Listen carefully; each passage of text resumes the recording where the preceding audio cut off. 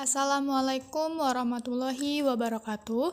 Perkenalkan kami dari kelompok 1 R002 semester 6 yang beranggotakan Cynthia Suci Satrianti dengan ujung NIM 082, Himaldi Alfarizi dengan ujung NIM 088, Depa Aprilia Saputri dengan ujung NIM 101, Ririn Nur Khotimah dengan ujung NIM 115, dan Elvia Nur Aziza dengan ujung NIM 116.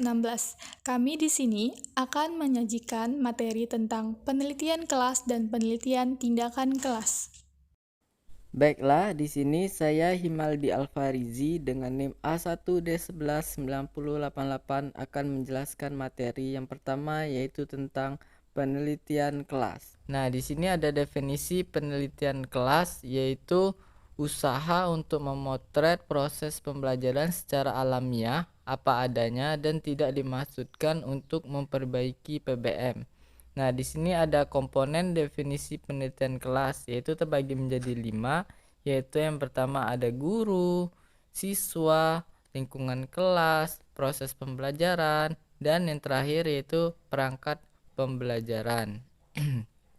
Selanjutnya yaitu tujuan penelitian kelas. Nah, tujuan penelitian kelas yaitu yang pertama suksesnya PBM, yang kedua keingintahuan terhadap PBM, yang ketiga mencari kelemahan-kelemahan PBM, dan yang keempat yaitu mengurangi hambatan PBM. Selanjutnya yaitu perbedaan penelitian standar dan penelitian kelas. Nah, di sini penelitian standar lebih ke penelitian dasar atau mencari teori-teori baru, sedangkan penelitian kelas di sini lebih bersifat kualitatif daripada kuantitatif. Dan penelitian kelas lebih ke observasi, mengaji masalah ilmiah dan apa adanya, serta data tidak harus homogen. Baiklah, saya Cynthia Suci dengan ujung NIM 082. Di sini saya akan menjelaskan mengenai aspek penting yang perlu diperhatikan dalam penelitian kelas. Yang pertama adalah, jika PK dilakukan oleh guru, tugas utama guru adalah mengajar. Maksudnya di sini adalah, guru harus fokus pada kewajibannya untuk mengajar. Oleh karena itu, guru harus memilih metode yang bisa dikuasainya dan tidak merepotkan dirinya agar penelitian itu bisa dilakukan, dan juga guru bisa berkonsentrasi dalam mengajar dan tidak terpecahkan konsentrasinya dalam mengajar dan juga melakukan penelitian kelas. Selanjutnya yaitu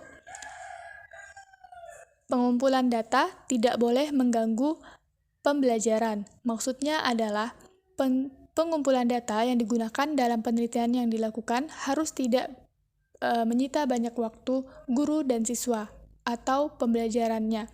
Nah, sehingga pengumpulan data ini harus didesain yang terbaik agar guru atau peneliti mampu mengumpulkan data yang dibutuhkan tanpa harus mengganggu proses pembelajaran.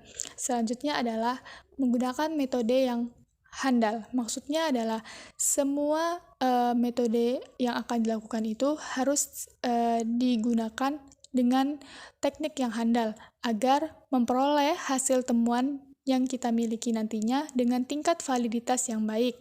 Selanjutnya adalah masalah penelitian yang dipilih dalam penelitian kelas haruslah masalah yang orisinal, yang ditemukan sendiri oleh peneliti dan dikuasai secara baik, sehingga memungkinkan untuk dipecahkan dalam kajian penelitian yang dilakukan, karena kita harus menghindari mereplikasi penelitian orang lain, karena bersifat tidak sah dalam penelitian. Selanjutnya yang terakhir adalah cara kerja penelitian atau prosedurnya harus mengikuti prosedur baku dan etika penelitian yang berlaku. Selanjutnya adalah kendala dalam penelitian kelas. Adapun 3 kesukaran dalam metodologi penelitian kelas terkait dengan kompleksitas proses pembelajaran. Yang pertama adalah perlunya suatu model empirik yang dapat memetakan proses pembelajaran berdasarkan komponen pelaku, interaksi komponen, dan konteks dan proses. Selanjutnya yang kedua, norma dan nilai yang berubah-ubah bergantung pada sekolah dan kelas perlu dipisahkan menurut langsung atau tidak peranannya terhadap proses pembelajaran. Pemisahan ini membantu dalam mendokumentasikan hasil penelitian. Yang ketiga adalah kehidupan kelas itu menyangkut nilai dan norma yang diaktualisasikan sebagai budaya kelas. Maka, peneliti harus memisahkan fungsi evaluatif dan fungsi penelitian. Hal ini bertujuan agar interpretasi atas makna sebagai hasil analisis data yang dilakukan oleh peneliti cenderung menjadikan fungsi menilai terhadap proses pembelajaran di kelas. Yang terakhir adalah penelitian kelas bukan penelitian tindakan kelas, jadi tidak perlu mencantumkan tindakan perbaikan dalam proses penelitian. Selanjutnya adalah menemukan masalah penelitian kelas. Ada langkah untuk mendapatkan rumusan masalah dalam penelitian mengkaji 3 hal sebagai berikut. Yang pertama adalah dasolen. Dasolen ini sering kita sebut dengan langkah melihat apa yang nyata adanya, yang menarik perhatian kita.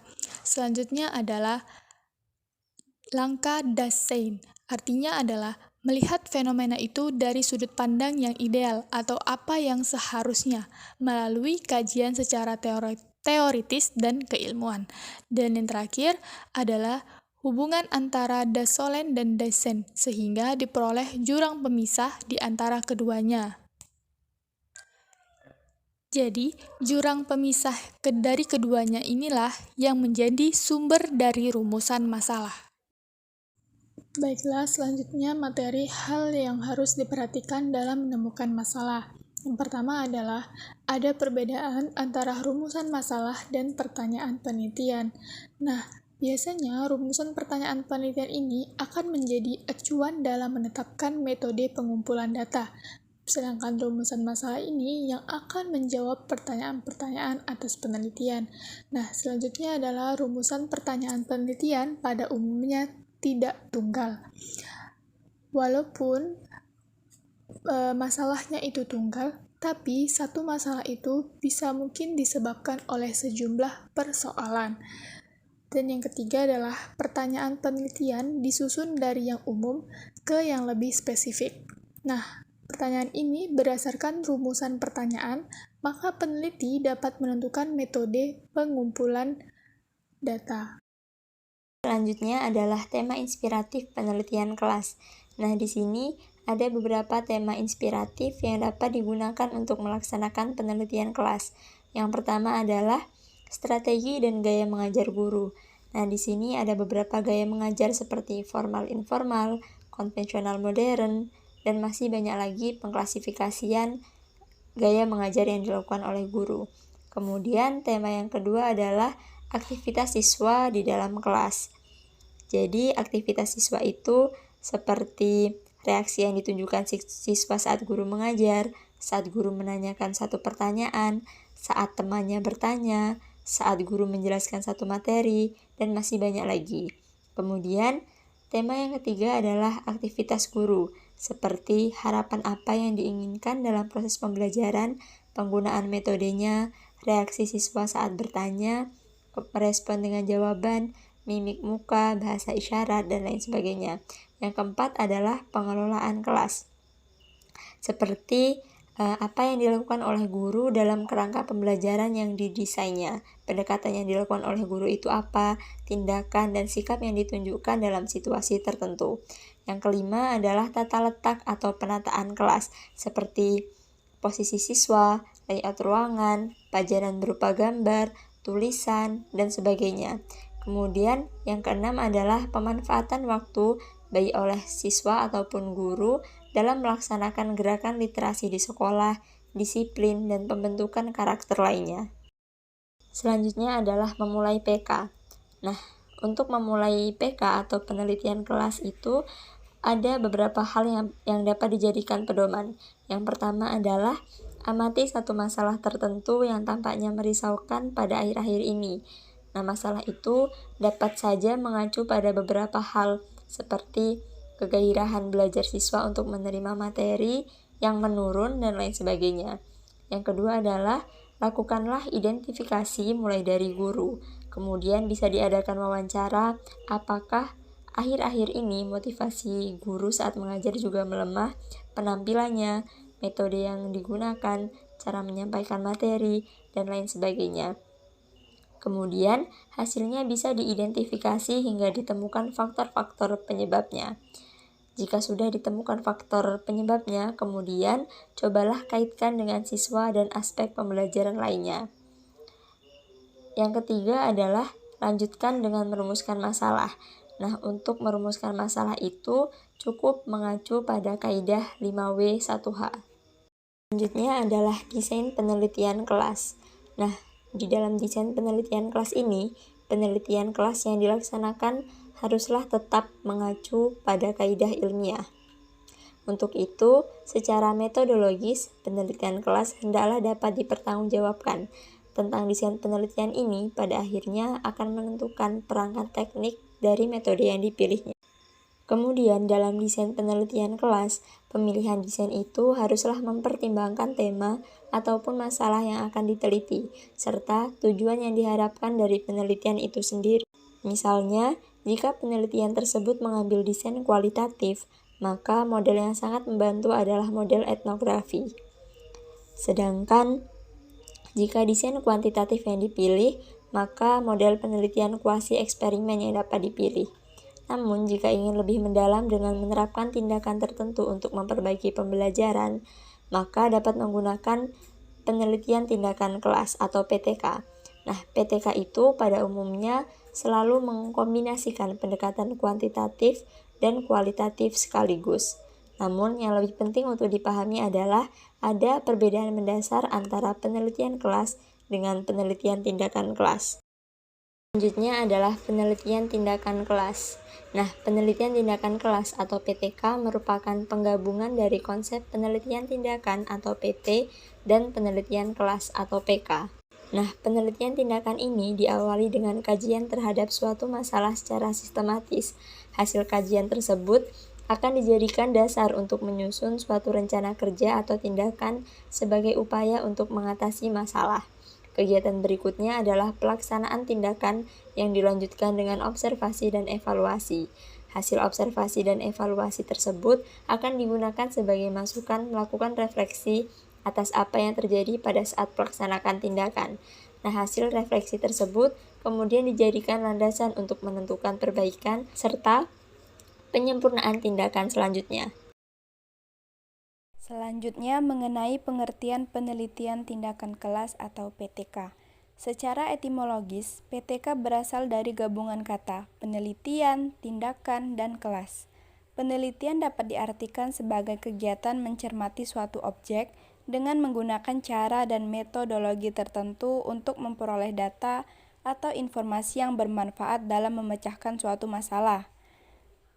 Pengertian dari tindakan yaitu sesuatu gerak kegiatan yang sengaja dilakukan dengan tujuan tertentu. Tindakan yang dilaksanakan dalam PTK berbentuk suatu rangkaian siklus kegiatan.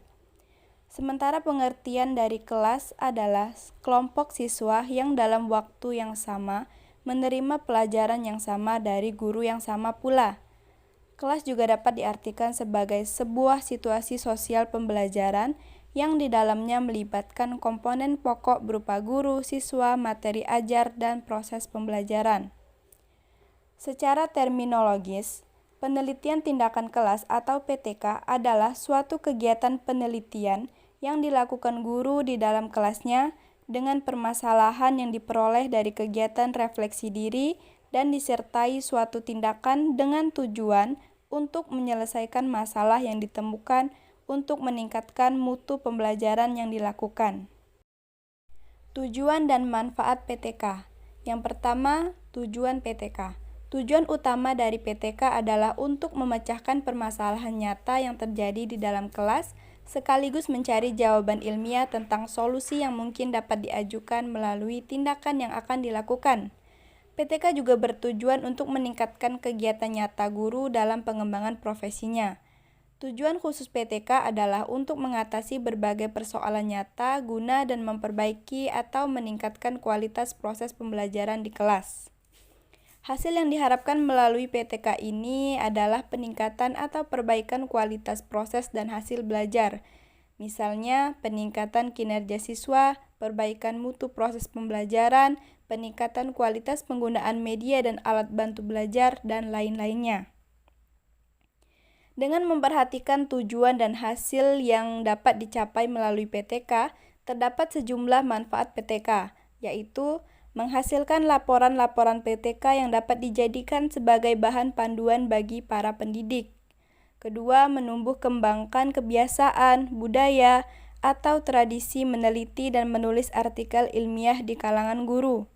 Ketiga, mewujudkan kerjasama, kolaborasi, dan atau sinergi antar pendidik untuk bersama-sama memecahkan masalah dalam pembelajaran dan meningkatkan mutu pembelajaran.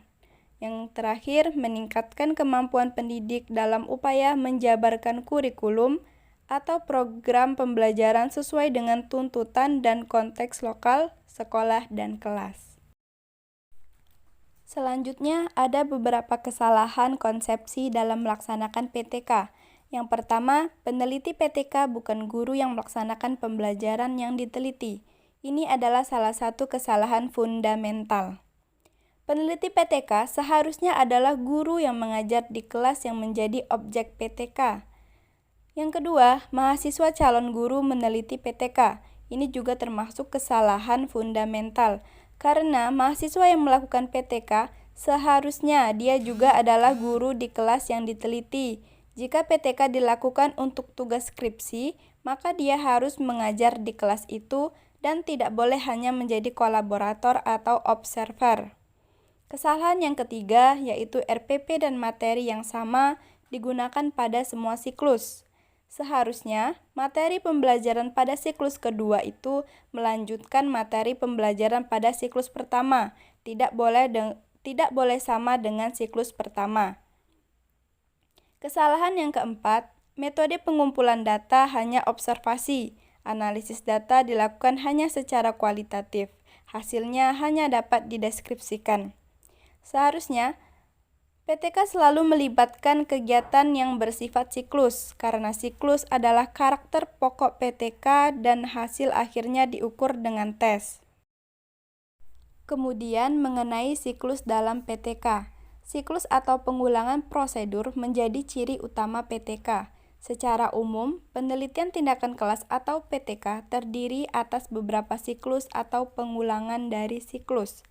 Setiap siklus terdiri dari 4 langkah, yaitu perencanaan, pelaksanaan, pengamatan atau observasi, dan refleksi.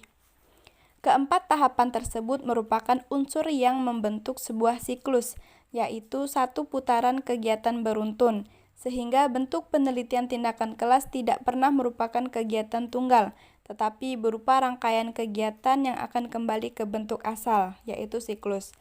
Tahap yang pertama adalah tahap perencanaan. Pada tahap ini, peneliti menyiapkan pelaksanaan penelitian seperti rencana pelaksanaan pembelajaran dan instrumen pengamatan atau observasi. Tahap yang kedua yaitu tahap pelaksanaan. Pada tahap ini, dilakukan kegiatan implementasi atau penerapan perencanaan dari tindakan yang telah disusun. Tahap ketiga yaitu tahap pengamatan. Pengamatan kegiatan pembelajaran dilakukan oleh kolaborator. Pengamatan kegiatan belajar peserta didik oleh guru. Yang terakhir adalah tahap refleksi. Pada tahap ini, hasil refleksi dapat digunakan sebagai bahan pertimbangan dalam merancang siklus berikutnya. Baik, selanjutnya saya akan menjelaskan mengenai karakteristik penelitian tindakan kelas. PTK mempunyai ciri atau karakteristik yang berbeda dengan penelitian pada umumnya. Karakteristik tersebut antara lain sebagai berikut. Yang pertama, PTK merupakan kegiatan yang tidak saja berupaya memecahkan masalah, tetapi sekaligus mencari dukungan ilmiah atas pemecahan masalah tersebut. Kemudian yang kedua, PTK merupakan upaya pengembangan profesi guru melalui aktivitas berpikir kritis dan sistematis, serta membelajarkan guru untuk menulis dan membuat catatan. Kemudian yang ketiga, persoalan yang dipermasalahkan dalam PTK bukan dihasilkan dari kajian teoritik dan atau penelitian terdahulu, tetapi berasal dari adanya permasalahan nyata dan aktual dalam pembelajaran di kelas yang dirasakan dan dialami oleh guru yang bersangkutan. Yang keempat, PTK dimulai dari permasalahan yang sederhana, nyata, jelas, dan tajam mengenai hal-hal yang terjadi di dalam kelas. Kemudian yang kelima, adanya kolaborasi atau kerjasama antara praktisi atau guru dan kepala sekolah dengan guru sebagai peneliti dalam hal pemahaman, kesepakatan tentang permasalahan, pengambilan keputusan, dan tindakan atau action. Namun, kolaborasi tersebut semata-mata dilaksanakan untuk memperjelas makna atas fenomena yang diteliti, mengingat peneliti adalah juga manusia yang memiliki beberapa keterbatasan. Kolaborator adalah teman yang berdiskusi bagi peneliti dalam rangka menetapkan solusi terbaik atas masalah yang ditemui. Baik, materi yang selanjutnya yaitu mengenai prinsip-prinsip penelitian tindakan kelas. Terdapat beberapa prinsip yang perlu diperhatikan oleh guru atau peneliti dalam pelaksanaan PTK. Yang pertama, tindakan dan pengamatan dalam proses penelitian yang dilakukan tidak boleh mengganggu atau menghambat kegiatan utama guru, yaitu melaksanakan kegiatan pembelajaran. Kemudian yang kedua, masalah penelitian yang dikaji merupakan masalah yang cukup merisaukannya dan berpijak dari tanggung jawab profesional guru. Yang ketiga, metode pengumpulan data yang digunakan tidak menuntut waktu yang lama, sehingga berpeluang mengganggu proses pembelajaran. Yang keempat, metodologi yang digunakan harus terencana secara cermat, sehingga tindakan dapat dirumuskan dalam suatu hipotesis tindakan yang dapat diuji di lapangan. Yang kelima, permasalahan atau topik yang dipilih harus benar-benar nyata, menarik, mampu ditangani, dan berada dalam jangkauan kewenangan peneliti untuk melakukan perubahan. Yang keenam, peneliti harus tetap memperhatikan etika dan tata krama penelitian serta rambu-rambu pelaksanaan yang berlaku umum. Yang ketujuh, kegiatan PTK pada dasarnya merupakan kegiatan yang berkelanjutan karena tuntutan terhadap peningkatan dan pengembangan akan menjadi tantangan sepanjang waktu. Kemudian yang terakhir, meskipun kelas atau mata pelajaran merupakan tanggung jawab guru, namun tinjauan terhadap PTK tidak terbatas dalam konteks kelas dan atau mata pelajaran tertentu, melainkan dalam perspektif misi sekolah. Hal ini terasa asing apabila dalam suatu PTK terlibat lebih dari seorang peneliti, misalnya melalui kolaborasi antar guru dalam satu sekolah atau dengan dosen, widya iswara, dan pengawas sekolah. Materi yang selanjutnya yaitu mengenai prosedur pelaksanaan penelitian tindakan kelas. PTK bukan hanya bertujuan mengungkapkan penyebab dari berbagai permasalahan pembelajaran yang dihadapi, seperti kesulitan siswa dalam mempelajari pokok-pokok bahasan tertentu, tetapi yang lebih penting lagi adalah memberikan pemecahan masalah berupa tindakan tertentu untuk meningkatkan kualitas proses dan hasil belajar. Langkah-langkah pokok yang ditempuh pada siklus pertama dan siklus-siklus berikutnya adalah yang pertama, penetapan fokus permasalahan, yang kedua, perencanaan tindakan, yang ketiga, pelaksanaan tindakan, yang keempat, pengumpulan data atau pengamatan atau observasi, yang kelima, refleksi atau analisis dan interpretasi, dan yang keenam, perencanaan tindakan lanjut. Baik, yang pertama yaitu penetapan fokus permasalahan. Dalam penetapan fokus permasalahan ada beberapa tahapan. Yang pertama, tahapan merasakan adanya masalah. Kemudian, tahap kedua yaitu tahapan identifikasi masalah. Yang ketiga, tahapan menganalisis masalah. Dan yang keempat, tahapan merumuskan masalah. Kemudian yang kedua, perencanaan tindakan. Dalam perencanaan tindakan, terdapat beberapa tahapan. Yang pertama yaitu menetapkan rumusan hipotesis tindakan. Kemudian yang kedua, menentukan cara untuk menguji hipotesis tindakan. Dan yang ketiga yaitu membuat secara rinci rancangan tindakan. Yang selanjutnya yang ketiga yaitu pelaksanaan tindakan. Pada PTK yang dilakukan guru, Pelaksanaan tindakan umumnya dilakukan dalam waktu 3-4 bulan. Baik, yang selanjutnya yaitu pengumpulan data. Tahapan ini, guru sebagai peneliti melakukan pengamatan dan mencatat semua hal yang diperlukan dan terjadi selama pelaksanaan tindakan berlangsung. Kemudian yang kelima yaitu refleksi. Tahapan ini dimaksudkan untuk mengkaji secara menyeluruh tindakan yang telah dilakukan pada suatu siklus berdasarkan data yang terkumpul dan melaksanakan evaluasi. Jika terdapat masalah, maka dilakukan proses pengkajian ulang melalui siklus berikutnya.